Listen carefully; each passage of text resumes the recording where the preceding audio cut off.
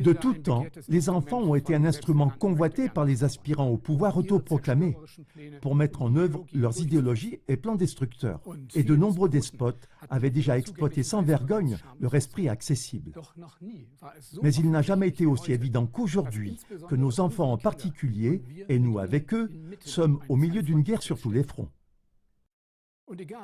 Et peu importe où l'on regarde, nos enfants sont au centre de leur viseur, comme des agneaux sans défense, entourés de loups déchaînés.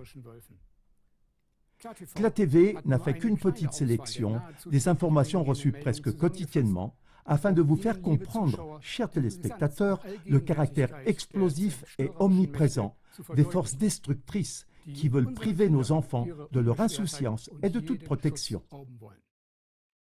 Et les institutions qui devraient servir de refuge aux enfants, en particulier, apparaissent ici de plus en plus comme des outils de ces loups.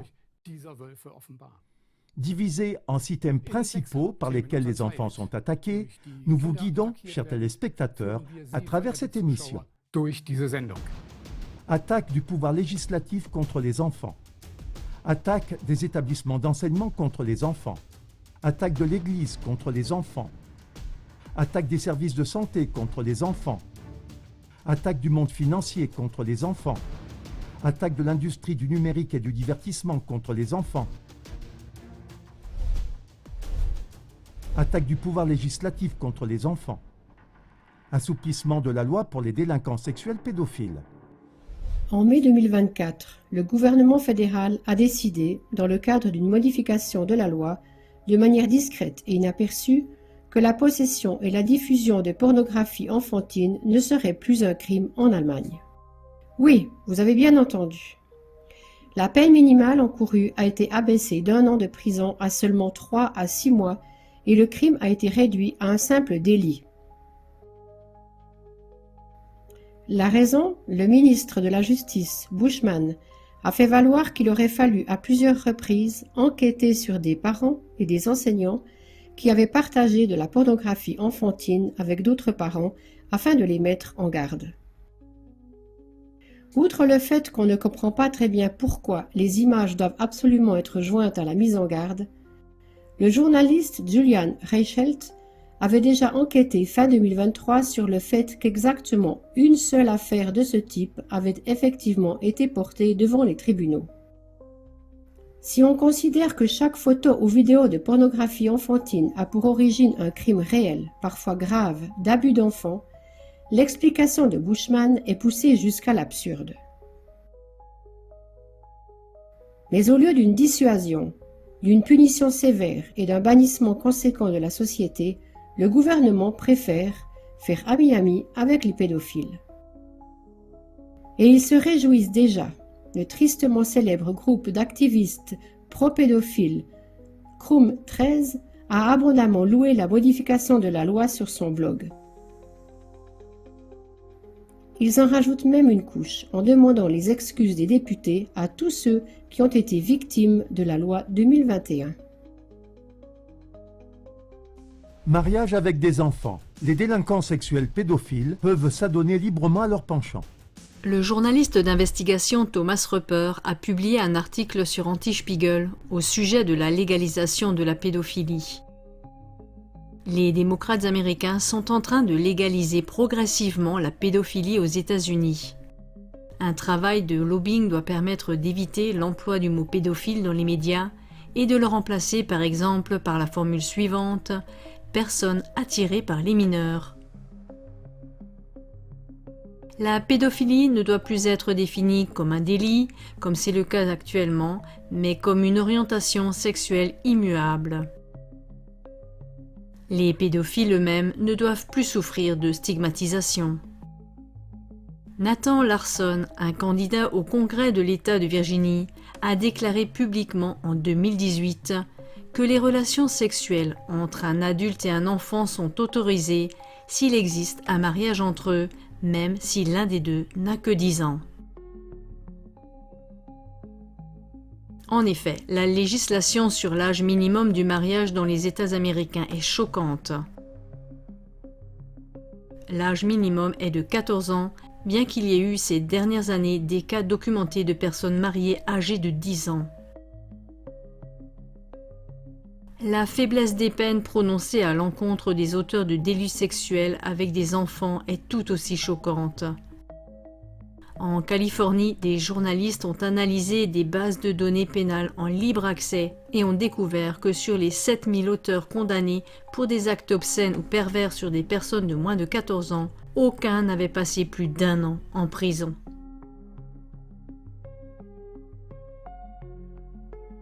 Au lieu de profiter de ces statistiques alarmantes pour prendre des mesures plus sévères contre la pédophilie, la Californie adopte des lois qui encouragent les abus sur les enfants. En 2020, à l'initiative du sénateur californien gay Scott Wiener, la Californie a adopté une loi qui, dans certaines circonstances, ne reconnaît pas un pédophile comme un délinquant sexuel si la différence d'âge entre l'auteur et la victime est de 10 ans ou moins.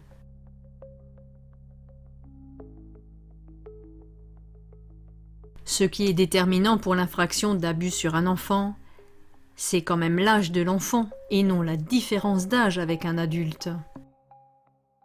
Attaque des établissements d'enseignement contre les enfants. Film à caractère sexuel à l'école primaire. Une modification du programme scolaire autrichien prévoit depuis l'automne 2023 des cours complets d'éducation sexuelle. Les enfants sont sexualisés de manière ciblée dans presque toutes les matières scolaires. Une enseignante du district autrichien de Vöcklabruck a perturbé à plusieurs reprises des enfants de l'école primaire en leur donnant des cours d'éducation sexuelle abusifs. L'enseignante a montré à des élèves de 3e année en CE2 des photos réelles de diverses pratiques sexuelles. Suite à des plaintes de parents, il n'y a eu, au lieu de sanctions, qu'une promesse de l'enseignante et de la directrice de l'école de s'abstenir à l'avenir de tels contenus inappropriés. Mais 1 an plus tard seulement, cette mauvaise influence s'est répétée. L'enseignante a seulement informé les parents d'un atelier avec une sage-femme qui ne posait pas de problème. Mais au lieu de cela, les élèves de l'école primaire ont eu droit à des explications détaillées en mots et en images sur des pratiques sexuelles dérangeantes, comme par exemple le thème de la fellation. Elle a notamment déclaré qu'on faisait l'amour ensemble même si on ne s'aime pas trop. Elle a ensuite montré à la classe un film pornographique dans lequel elle rembobinait sans cesse la scène de l'acte sexuel obligeant les enfants à la regarder. De plus, l'enseignante a insisté auprès des enfants sur le fait qu'ils ne devaient pas parler du film ni avec les parents ni avec d'autres personnes. L'affaire n'a été révélée qu'après que 2 fillettes ont raconté après le film avoir fait des cauchemars dans lesquels elles étaient violées. Dr Félix Böllmann, avocat chez ADF International, a dit à ce sujet « C'est incroyable ce qui s'est passé là. Les parents ont le droit primordial à la responsabilité de prendre des décisions pour l'éducation et la formation de leurs enfants. Les parents devraient être au courant des tenants et aboutissants de l'éducation sexuelle, de la diversité et d'être informés des risques d'abus. Les enfants ont droit à un enseignement de première qualité et doivent être protégés de l'idéologie. » Cet incident autrichien n'est malheureusement pas un cas isolé. Il est représentatif de nombreuses autres violations de la dignité de nos enfants par l'école et les enseignants. Pour rappel, l'éducation sexuelle actuelle est basée sur les normes de l'OMS en matière d'éducation sexuelle. Elles ont été élaborées en 2010 par le célèbre pédagogue sexuel Uwe Seelert. Selon ses recommandations officielles, les enfants de 4 ans devraient être initiés à la masturbation et les élèves de l'école primaire devraient apprendre les critères d'un sexe acceptable. Selon les normes de l'OMS, l'orgasme et le développement de l'identité sexuelle doivent également être enseignés à l'école primaire. Uwe Seelert a appris du criminel Helmut Kendler qui, dans les années 70 et 80, a confié des enfants à des pédophiles déjà condamnés dans le cadre d'une expérience encouragée par le Sénat de Berlin. Les écoliers doivent recevoir une carte d'identité numérique. La ministre de l'Éducation de Basse-Saxe, Julia Willy-Hamburg, veut attribuer un numéro d'identification individuelle à tous les élèves dès la rentrée scolaire. Elle a fait expliquer, au fond, l'objectif de la carte d'identité de l'élève est de représenter le parcours éducatif de chaque élève. L'ID doit permettre d'éviter que les enfants et les jeunes ne se perdent dans le système. Tout le monde doit avoir la possibilité d'obtenir un diplôme. Le projet devrait être mis en œuvre d'ici 2027. Madame Hamburg n'a pas précisé ce qui serait exactement stocké sur la carte d'identité, ni qui aurait accès aux données. Elle a fait valoir que pendant le Covid, des élèves ont disparu du système éducatif. Mais rappelons-nous ce qui a provoqué cette situation. Les fermetures d'écoles que rien ne justifie, l'obligation de porter un masque indigne et dangereux, l'isolement forcé, l'affolement permanent d'être un danger pour les proches, et bien d'autres choses encore étaient à l'origine de la baisse des performances. Les brimades totalement inutiles infligées aux enfants pendant la folie du Covid doivent maintenant être utilisées pour justifier leur surveillance totale.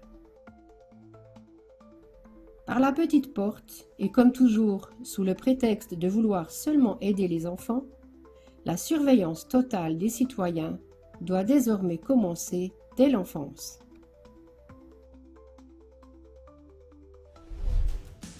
Suivi des enfants avec des bracelets électroniques.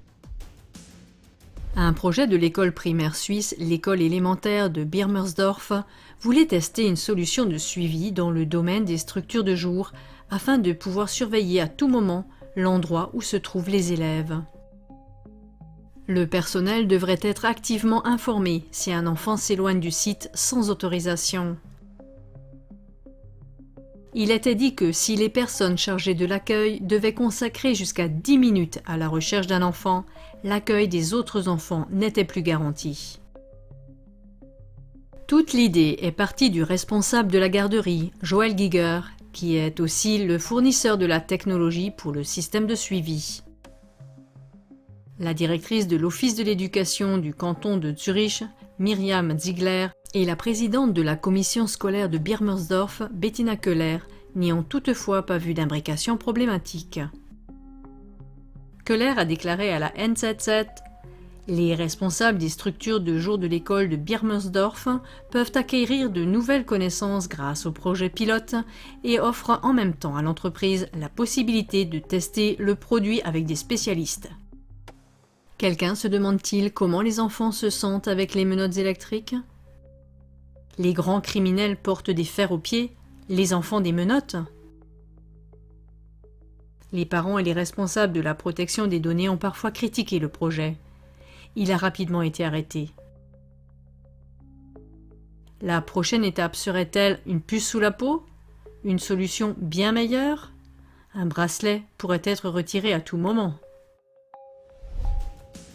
Des cours de démocratie pour les élèves parce qu'ils ont mal voté.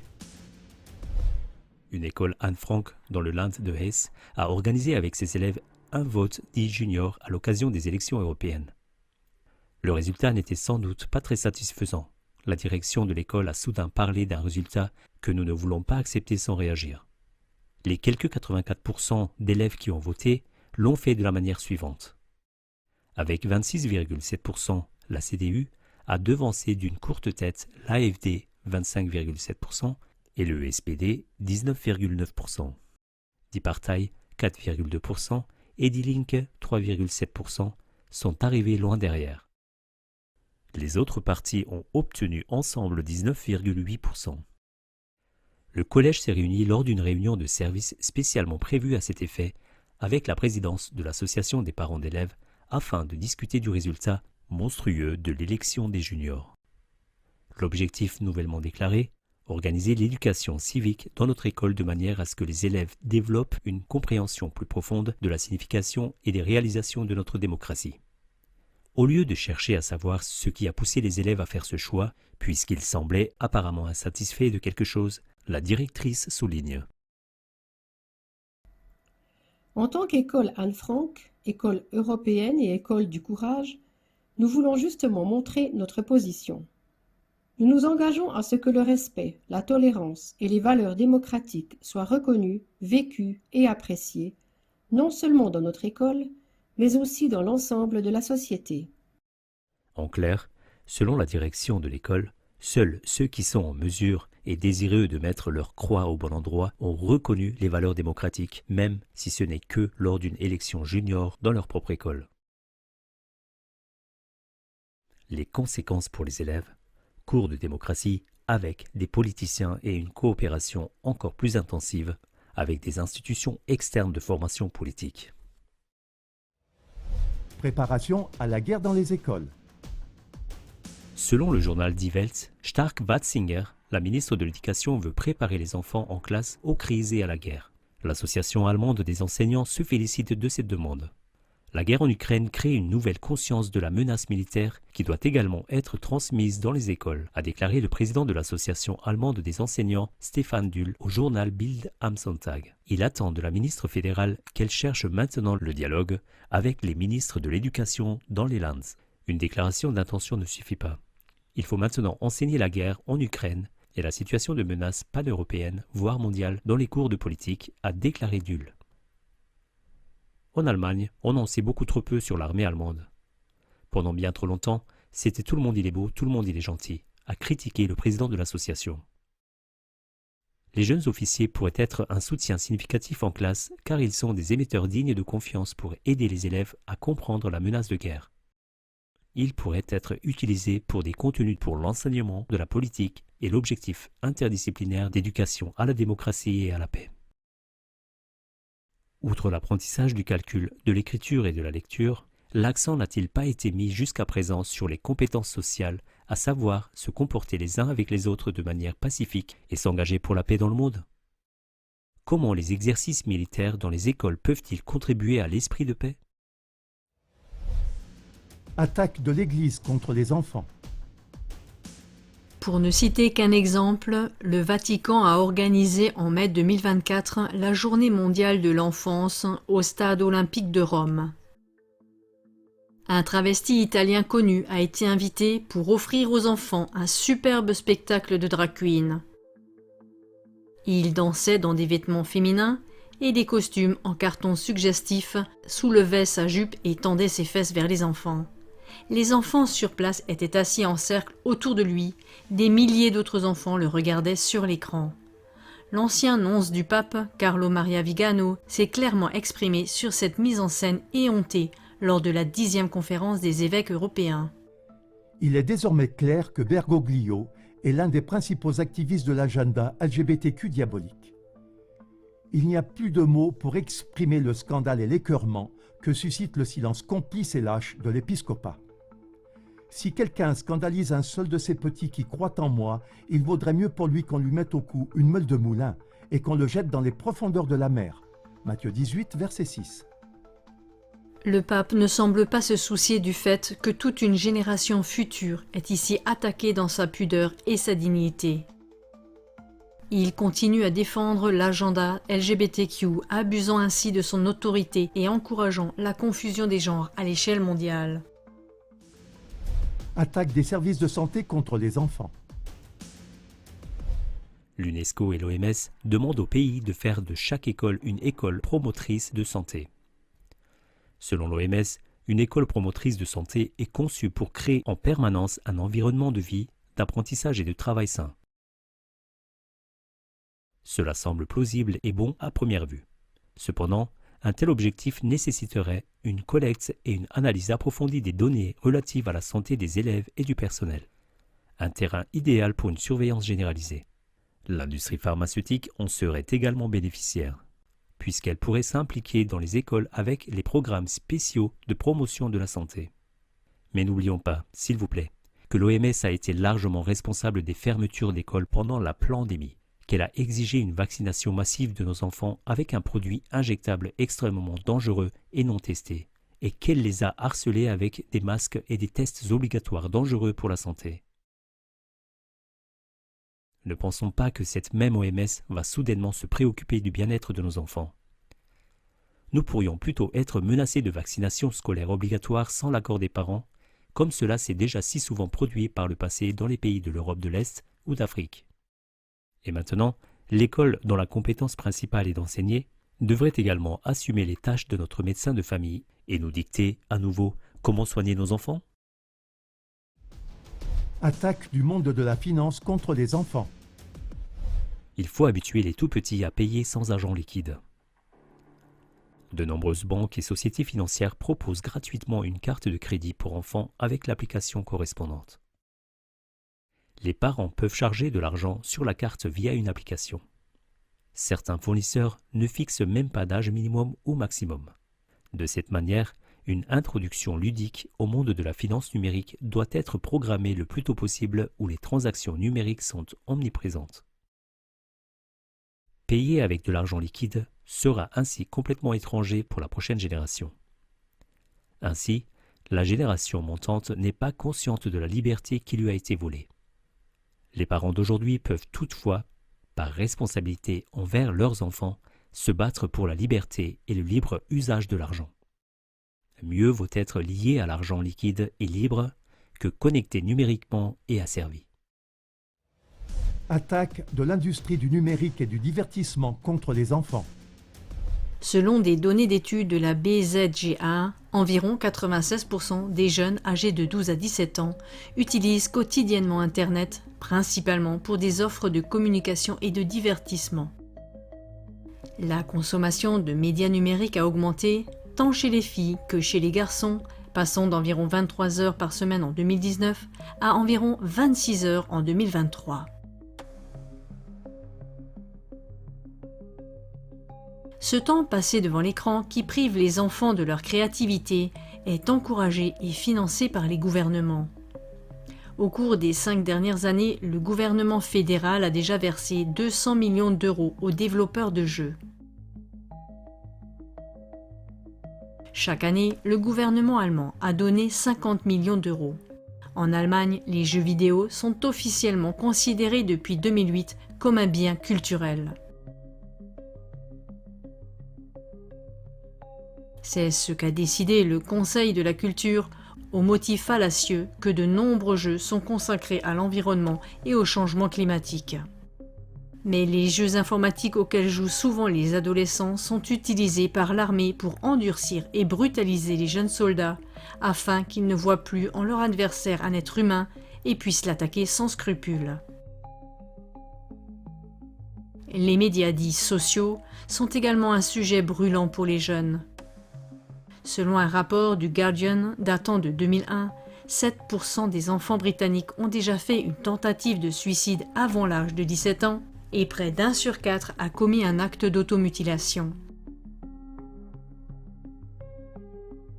Les filles étaient particulièrement touchées par ce phénomène. L'une des raisons invoquées est que les médias sociaux seraient un environnement toxique. Selon des documents internes, Facebook et Mark Zuckerberg ont su par exemple que 32% des adolescents qui étaient mal dans leur peau se sentaient encore plus mal après avoir utilisé Instagram. Il est conseillé de ne pas laisser nos enfants insouciants face à cet environnement médiatique toxique, d'autant plus que les enfants, comme s'ils étaient drogués, ne décideront jamais pour leur propre bien, car l'environnement numérique est tout simplement trop chatoyant pour eux. Conclusion. Tout cela, chers téléspectateurs, n'était qu'un petit échantillon de l'évolution effrayante de la situation. En raison de leur ampleur, les thèmes tels que les abus rituels, les délits sexuels entre enfants, les politiques de santé qui rendent malades, les enlèvements illégaux d'enfants, les trafics d'enfants et bien d'autres ne peuvent pas être mentionnés ici. CLA TV a également déjà produit plusieurs émissions d'approfondissement que nous afficherons pour vous au générique. Une guerre hybride fait rage. Et si nous n'en prenons pas conscience et ne nous y opposons pas, nos enfants seront les premiers à être emportés, et ensuite nous aussi.